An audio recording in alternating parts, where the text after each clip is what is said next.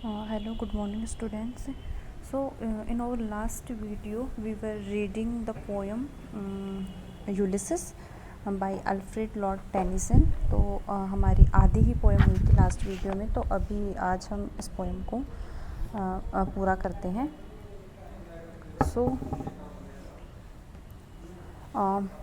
आज जहाँ से हम शुरू करने वाले हैं,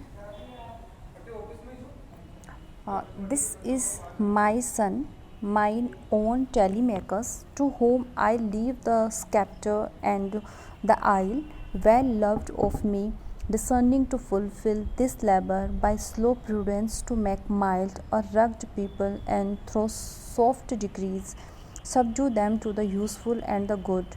Most blameless is he, centered in the sphere of common duties, descent not to fail in offices of tenderness, and pay meet adoration to my household gods. When I am gone, he works his work, I mine.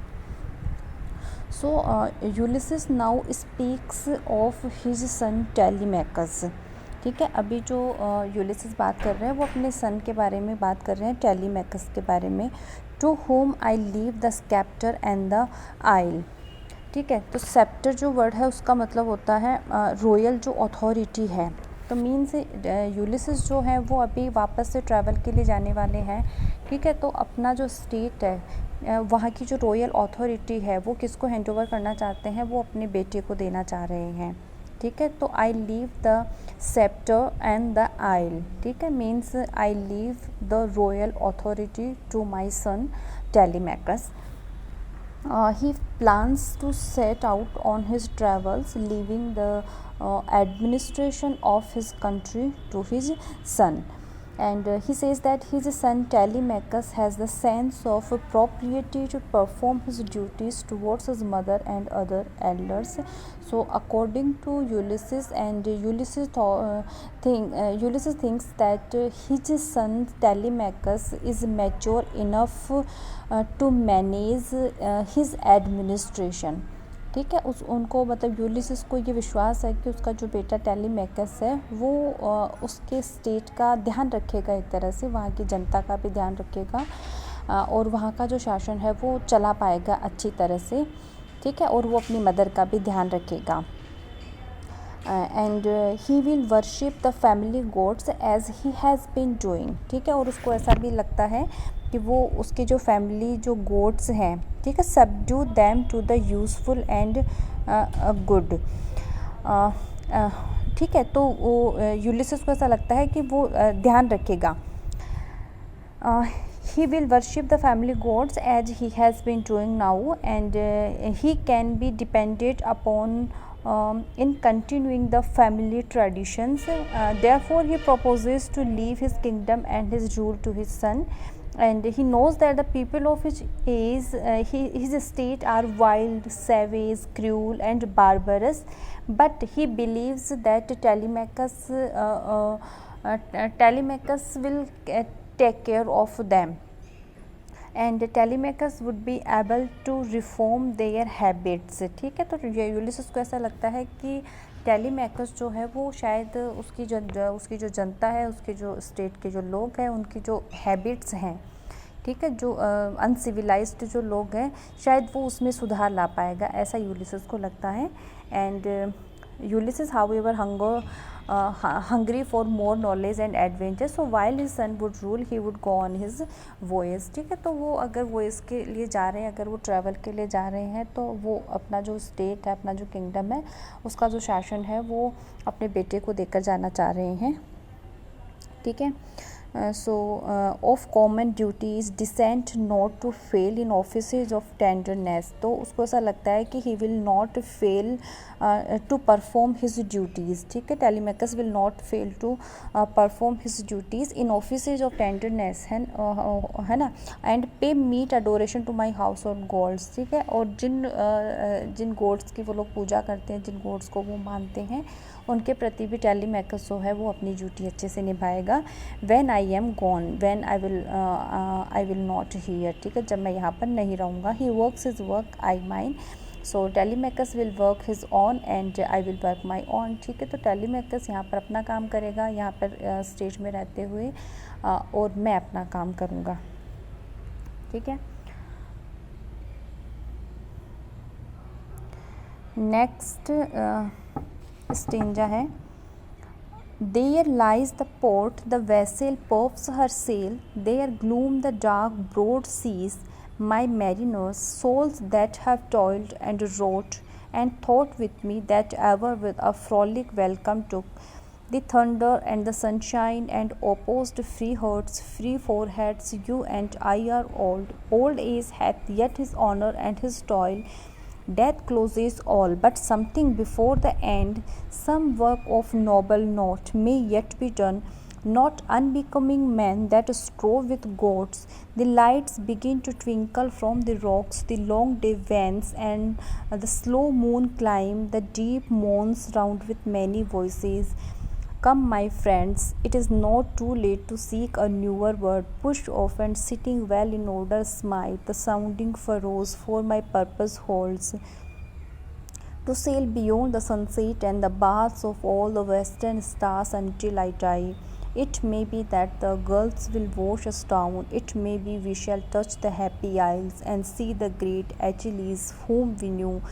Though much is taken, much abides, and though we are not now that strength which in old age moved earth and heaven, that which we are one equal temper of heroic hearts, made weak by time and fate, but strong in will to strive, to seek, to find, and not to yield. So there lies the port, the vessel puffs her sail. तो ऐसा लग रहा है कि Ulysses जो है यहाँ पर he has decided to set out in quest of new experience, new meanings and new knowledge. ठीक है, तो so there lies the port the vessel puffs. तो यूलिसिस से कह रहे हैं कि सारी तैयारियां हो चुकी हैं, अब हमारे ट्रैवल के लिए जाने की सारी तैयारियां हो चुकी हैं। He asks his fellow mariners to accompany him again on his new voyage. So वो अपने जो मैरिनर्स हैं, अपने जो फेलो मैरिनर्स, अपने साथ के जो लोग हैं, उनसे पूछ रहा है कि क्या वो वाकई में अब फिर से उसके साथ चलने के लिए तैयार हैं। ठीक है, my mariners, souls that have toiled and wrought and thought with me, that ever with a frolic welcome took the thunder and the sunshine, and opposed free hearts, free foreheads, you and I are old. So he tells the mariners that the ship is in the harbor and is ready to sail. The vast sea lies before them, and Ulysses' sailors are brave and courageous. So Ulysses thinks that his mariners, his fellow mariners, his sailors are brave and courageous enough. They have been with him in all circumstances. ठीक है, means उसके जो fellow mariners हैं, उसके जो साथी हैं, वो हर तरह के सर्कमस्टांसेस में, हर तरह की कंडीशन में यूलिसिस के साथ रहे हैं। तो यूलिसिस फिर से ये इच्छा कर रहे हैं कि वो जो फेलो मैरिनर्स हैं वो फिर से यूलिसिस के साथ में जाएं। They have worked hard with him through all the toils and difficulties of their travels. ठीक है, so you and I are old. Old age hath yet his honor and his toil. लेकिन old age जो है उसका खुद का अपना honour है और खुद की उसकी डिफ़िकल्टीज़ हैं। ठीक है, खुद उसकी परेशानियां हैं, ऐसा यूलिसिस को लगता है। They have worked hard, but with him through all the toils and difficulties of their travels. His fellow men have faced rough as well as fair weather. And Ulysses says that he and his fellow sailors have now become old. You and I are now old means अब वो old हो चुके हैं, but they do not feel discouraged due to that. लेकिन उनको ऐसा नहीं लगता है कि वो discouraged है because of their old age.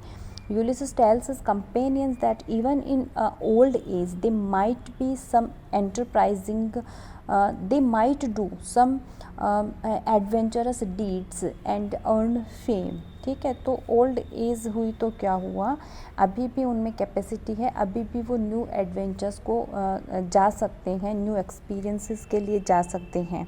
ठीक है, बिकॉज डेथ क्लोजेज ऑल, ठीक है। हम अगर किसी काम को करना बंद करते हैं, अगर हम रुक जाते हैं लाइफ में, तो वो सिर्फ तब रुकते हैं हम जब हम क्या हो जाते हैं, हम मर जाते हैं, जब हमारी डेथ होती है, ठीक है। तो जब तक डेथ नहीं होती है हमारी, तब तक कोई भी काम बंद होता नहीं है कि हम सीखना बंद कर दें, ठीक है। या फिर कोई भी चीज़ तभी ख़त्म होती है जब डेथ होती है, ऐसा यूलिसेस कह रहे हैं कि death closes all not old age, ठीक है। तो ओल्ड एज किसी चीज़ से आपको रोक नहीं सकती है, ठीक है, सिर्फ डेथ है जो आपको किसी चीज़ से रोक सकती है। Death puts an end to all human activities. They should do some noble and great work before they are summoned by death. So Ulysses says that he and his brave men fought with gods in the Trojan War. They became well known because of their heroic deeds in the Trojan War. Even in their old age, they should do deeds of honor and dignity. तो अगर उन्होंने Trojan war में अपने करेज का परिचय अगर दिया है, अपने करेजियस डीड्स अगर उन्होंने कंप्लीट किए हैं, तो अगर उन्होंने इतने हेरोइक डीड्स किए हैं, साथ में कंप्लीट किए हैं, इतने एक्सपीरियंस अगर उन्होंने लिए हैं, तो ये ओल्ड एज से घबराकर, ओल्ड एज से डरकर वो क्यों ट्रैवल के लिए ना जाएं, क्यों वो एडवेंचर्स के लिए ना जाएं, क्यों वो वर्ल्ड को एक्सप्लोर करने के लिए ना जाएं। तो जब इतना मुश्किल समय उन्होंने साथ में बिताया है, तो अब जानने में क्या परेशानी है, ठीक है।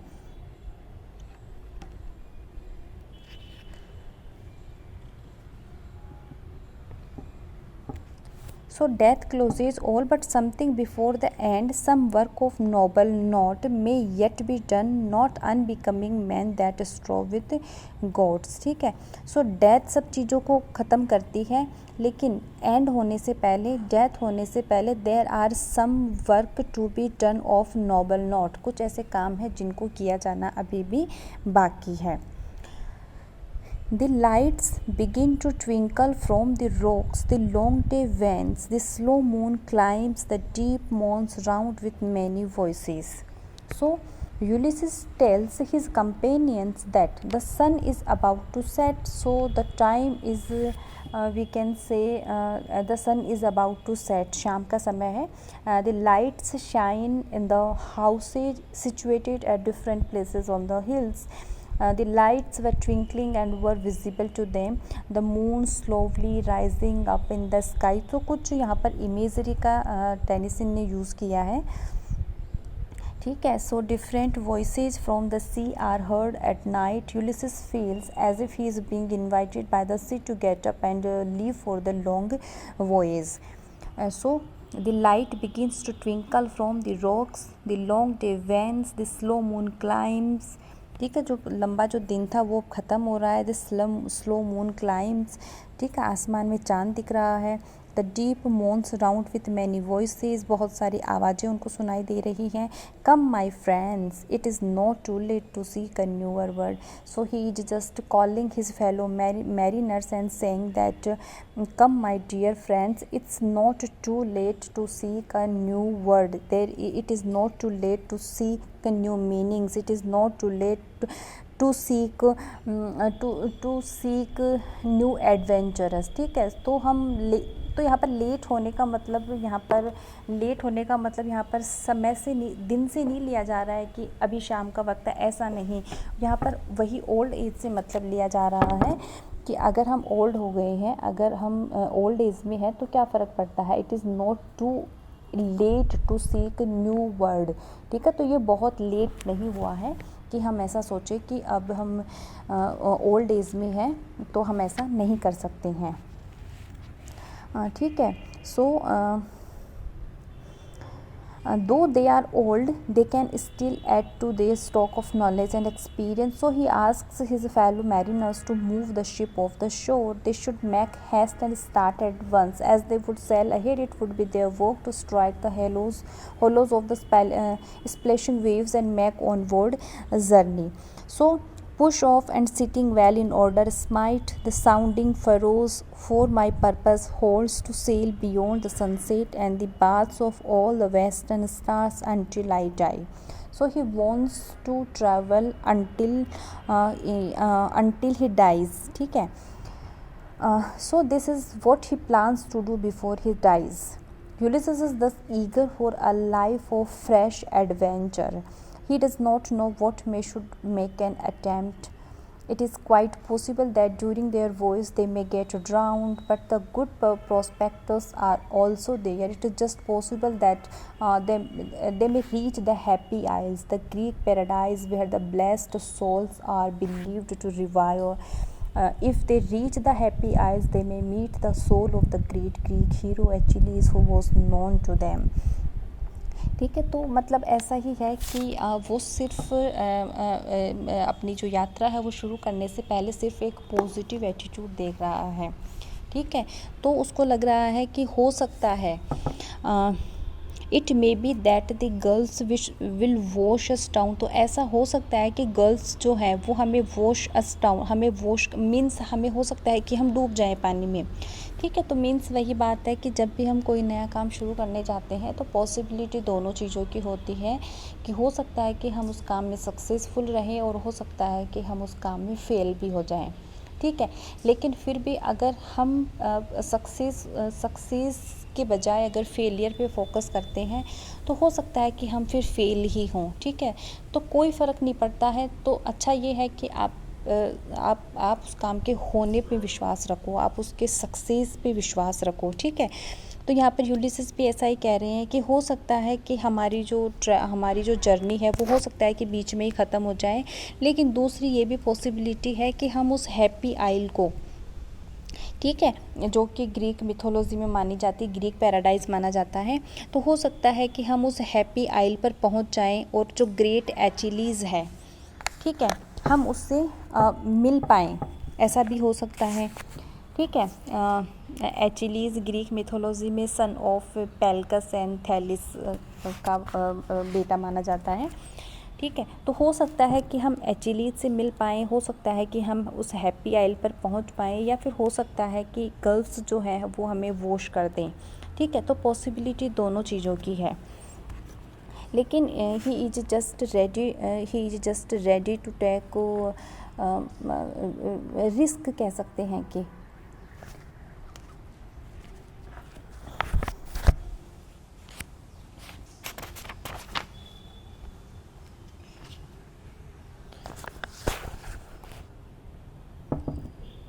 this sounding furrows for my purpose holds. It may be that the girls will wash us down. It may be we shall touch the happy isles and see the great Achilles whom we know.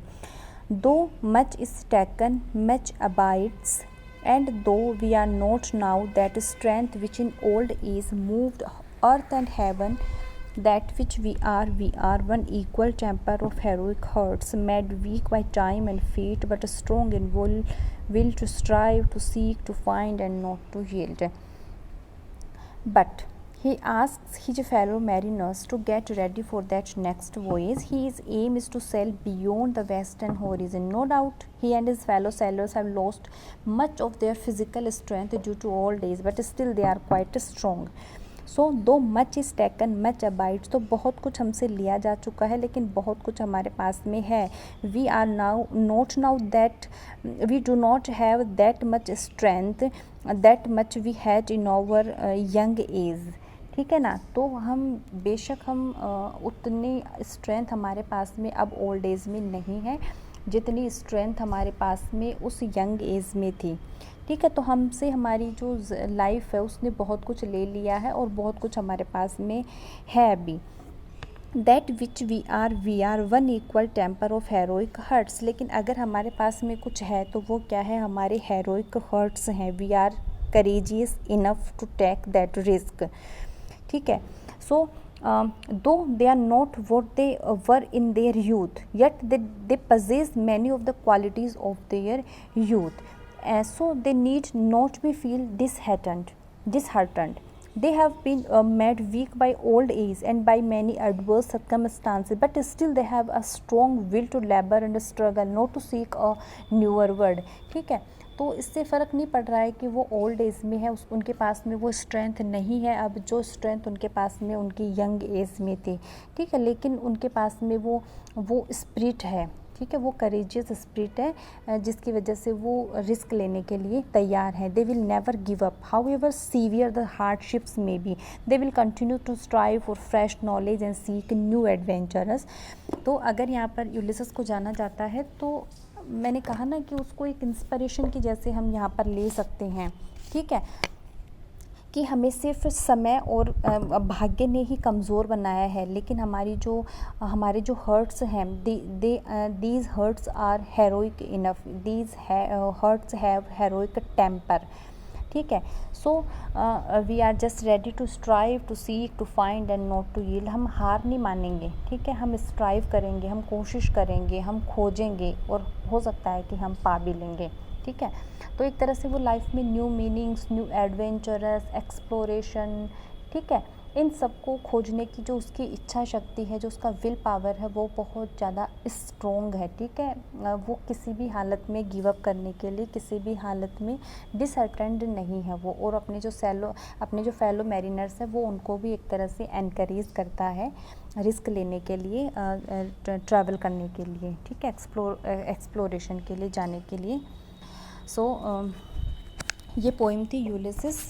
और poem में अगर हम देखते हैं कि जो poem है वो जैसा कि मैंने पहले बताया था, ड्रामेटिक मोनोलॉग है एक, ठीक है। पूरी जो पोएम है वो हम इसके यूलिसिस के मुंह से ही सुनते हैं। So there is only one speaker, that is Ulysses, ठीक है। तो ड्रामेटिक मोनोलॉग में एक स्पीकर होता है जिसका स्पीच होता है एक तरह से, और ऑडियंस एक दो या कितनी भी हो सकती है, ठीक है, जिनसे वो ये बात कह रहा है। तो यहाँ पर पूरी जो पोएम है वो हम यूलिसिस से ही सुन रहे हैं। तो पोएम ड्रामेटिक मोनोलॉग है, फ्री वर्स में लिखी हुई है। फ्री वर्स का मतलब it does not follow any strict rhyme scheme और एनी पर्टिकुलर पैटर्न, ठीक है, फ्री वर्स है ये। 1842 में पब्लिश हुई थी। और लिटरेरी डिवाइसेस की अगर हम बात करें इसमें, तो alliteration, assonance, consonance, these are very common literary devices that are used in the poem. वो हम पोएम पढ़ेंगे तो हमें समझ में आ जाएगा। इसके अलावा बात करें तो यहाँ पर इमेजरी का भी यूज़ किया गया है, ठीक है। इमेजरी के अलावा एंजाममेंट का भी यूज़ किया गया है पोएम में, ठीक है। पोएम में मेटाफर का भी यूज़ किया गया है। For example, to rust unburnished, not to shine in use, ठीक है। तो यहाँ पर मेटाफर का ही यूज़ किया गया है। तो these are some literary devices that are used in the poem: assonance, alliteration, consonance, enjambment, metaphor, ठीक है, इमेजरी, ड्रामेटिक मोनोलॉग में लिखी हुई है, फ्री वर्स है, ठीक है। थीम्स की बात करें तो डेथ इसकी थीम है, fulfilment of life, exploration for new meanings,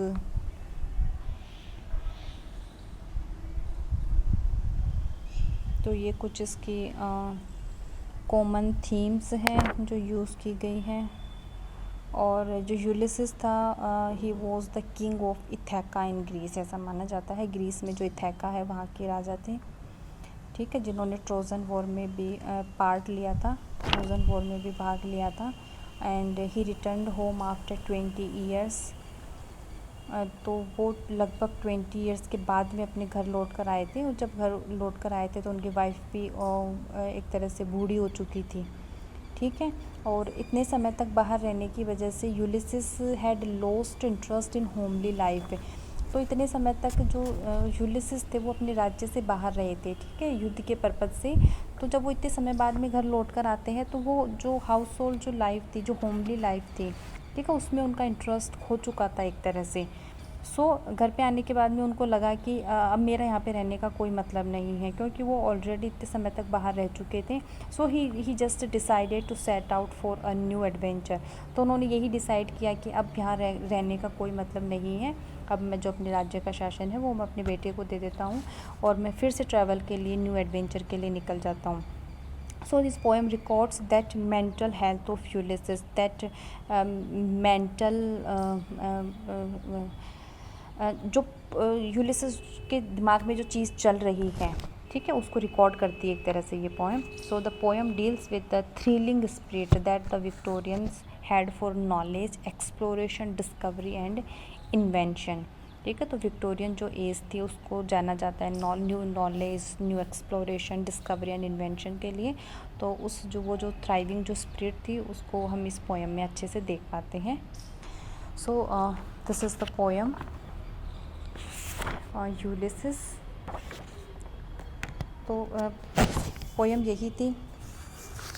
next video में हम अगर दूसरी पोएम करेंगे। तो अभी पोएम को हम यहीं पे ख़त्म करते हैं।